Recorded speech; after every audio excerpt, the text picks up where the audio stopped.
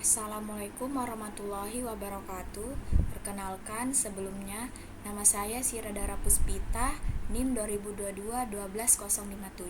Di sini saya akan mereview jurnal tugas dari mata kuliah Metodologi Penelitian Informatika. Jadi jurnal yang pertama diterbitkan pada tahun 2023. Judul artikel Rancang Bangun Sistem Tiketing Pekerjaan IT Berbasis Website pada bagian Departemen IT PT Sagetret Murni. Nama peneliti Denny Iskandar dan Sayekti Haris Suryawan. Fokus penelitian, desain dan implementasi sistem tiketing berbasis web untuk Departemen IT. Permasalahan tujuan penelitian, mengatasi ketidakefisienan dalam pendataan dan penanganan masalah yang dilakukan secara manual di Departemen IT PT Sagetret Murni. Data, observasi langsung dan studi literatur. Metode, pengumpulan data, observasi dan studi literatur, lalu ada analisis kebutuhan pengguna terhadap sistem tiketing. Lalu ada desain, perancang sistem dengan use case, diagram, dan activity diagram. Lalu ada implementasi, menggunakan bahasa pemrograman PHP dan database MySQL. Hasil penelitian, sistem tiketing berbasis web yang dibuat dapat meningkatkan keefektifan dalam mengelola permasalahan teknis di Departemen IT. Kesimpulannya, implementasi sistem tiketing ini mampu mengatasi kendala dalam mengolah data, masalah yang dilakukan secara manual, dan peningkatan keefektifan kinerja pegawai. Lalu jurnal yang kedua diterbitkan pada tahun 2024 dengan judul Penerapan Aplikasi Sistem Penunjang Keputusan Performa Karyawan Outsourcing Terbaik Departemen IT Development menggunakan metode Simple Additive Weighting atau SAW pada PT EDI Indonesia. Nama peneliti Muhammad Alvin Dwi Lestari dan Adi Wijaja. Fokus penelitian, membangun sistem penunjang keputusan untuk menilai performa karyawan outsourcing terbaik di Departemen IT Development PT EDI Indonesia menggunakan metode Simple Additive Weighting atau SAW. Permasalahan tujuan penelitian. Permasalahan, kesulitan dalam menentukan karyawan outsourcing terbaik berdasarkan kriteria yang ada.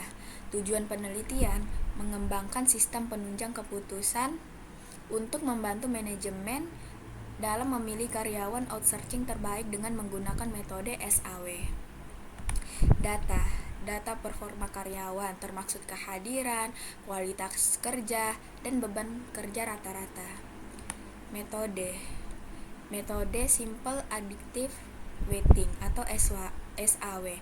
Proses studi pendahuluan, melakukan survei lapangan untuk memahami detail permasalahan, perumusan masalah, berdiskusi dengan kepala departemen pengembang TI untuk merumuskan masalah tujuan penelitian. Pengumpulan data, mengumpulkan data performa karyawan. Analisis, menerapkan metode SAW untuk menganalisis dan mengkategorikan berdasarkan kriteria yang ditentukan. Lalu hasil penelitiannya, menggunakan metode SAW berhasil membantu dalam mengkategorikan dan menentukan karyawan outsourcing terbaik berdasarkan kriteria yang ditetapkan seperti kehadiran, kualitas kerja, dan beban kerja rata-rata. Kesimpulannya, metode SAW efektif dalam membantu manajemen PT EDI Indonesia untuk memilih karyawan outsourcing terbaik dengan lebih objektif dan terstruktur. Lalu, jurnal yang ketiga diterbitkan pada tahun 2020 dengan judul Rancang Bangun Aplikasi IT Support Berbasis Android Menggunakan Metode SDLC atau System Development Lifecycle PT Adikarya Persero Tbk Departemen EPC. Penulisnya Zainul Arif dan Azmi. Fokus penelitian, pengembangan aplikasi IT support berbasis Android menggunakan metode SDLC. Permasalahan tujuan penelitian. Permasalahannya kurangnya efisiensi dan efektivitas dalam proses IT support di PT Adikarya. Tujuannya membangun aplikasi berbasis Android untuk meningkatkan efisiensi dan efektivitas IT support. Lalu data. Jenis data kebutuhan pengguna, data alur kerja, data teknis sistem IT yang ada. Lalu ada sumber data melalui survei, wawancara, dokumentasi, dan internal perusahaan. Lalu metode yang digunakan yaitu SDLC atau System Development Life Cycle, yang mencakup tahap analisis kebutuhan, desain sistem, implementasi, pengujian, dan pemeliharaan. Lalu hasil penelitiannya, aplikasi IT support berbasis Android berhasil dibangun, meningkatkan efisiensi dan responsivitas dalam layanan IT support. Lalu kesimpulannya, SDLC terbukti efektif dalam meningkatkan layanan IT support di PT Adikarya. Rekomendasi untuk pengembangan lebih lanjut dan penerapan di departemen lain. Lalu lanjut ke jurnal yang keempat, diterbitkan pada tahun 2019 dengan judul Pengurangan Risiko Kerja dan Lingkungan Fisik pada Departemen IT dengan menggunakan metode Rapid Office Train Assessment atau disingkat ROSA. Nama peneliti ada Dian Palupi, Restu Putri, Diana Puspita, dan ada Ahmad Mubin. Fokus penelitian ini berfokus pada penelitian risiko kerja dan lingkungan fisik di Departemen IT dengan menggunakan metode Rapid Office Train Assessment atau ROSA. Permasalahan tujuan peneliti. Tujuan penelitian ini adalah untuk mengidentifikasi dan mengukur risiko kerja yang dihadapi oleh karyawan di Departemen IT, khususnya yang disebabkan oleh pengguna komputer yang intensif. Lalu data yang dikumpulkan melalui kuesioner menggunakan Nordic Body Map dan wawancara dengan karyawan. Lalu metodenya, penelitian ini menggunakan metode Rapid Office Train Assessment atau ROSA yang merupakan metode cepat untuk menilai risiko kerja.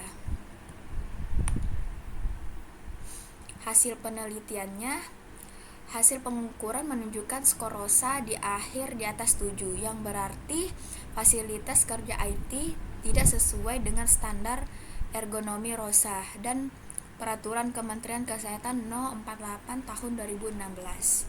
Kesimpulannya, penelitian ini menyimpulkan bahwa perlu ada perbaikan signifikan pada fasilitas kerja di Departemen IT untuk mengurangi risiko kerja dan meningkatkan produktivitas. Lalu jurnal yang terakhir, yang kelima, diterbitkan pada tahun 2024 dengan judul Analisis dan Perancangan Sistem Informasi Inventory Departemen IT Support di PT The Master Steel Manufactory dengan penulis Aji Nur Rahman. Fokus penelitiannya manajemen inventaris di Departemen IT Support menggunakan teknologi informasi.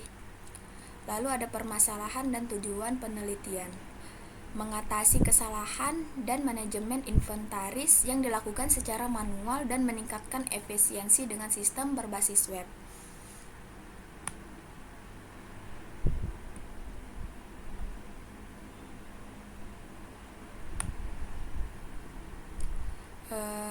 Lalu data kualitatif yang dikumpulkan dari lokasi penelitian termasuk analisis sistem berjalan, use case diagram, dan class diagram. Lalu metode menggunakan metode SDLC, System Development Life Cycle, dengan model waterfall. Hasil penelitian, sistem informasi inventory yang dirancang meningkatkan efisiensi dan efektivitas pengelolaan inventaris di Departemen IT Support.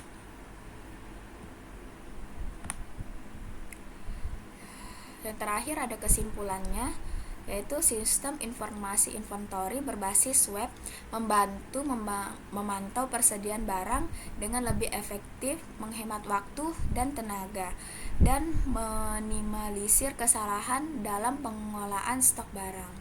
Baik, itu saja yang dapat saya sampaikan. Kurang lebihnya mohon dimaafkan. Wassalamualaikum warahmatullahi wabarakatuh.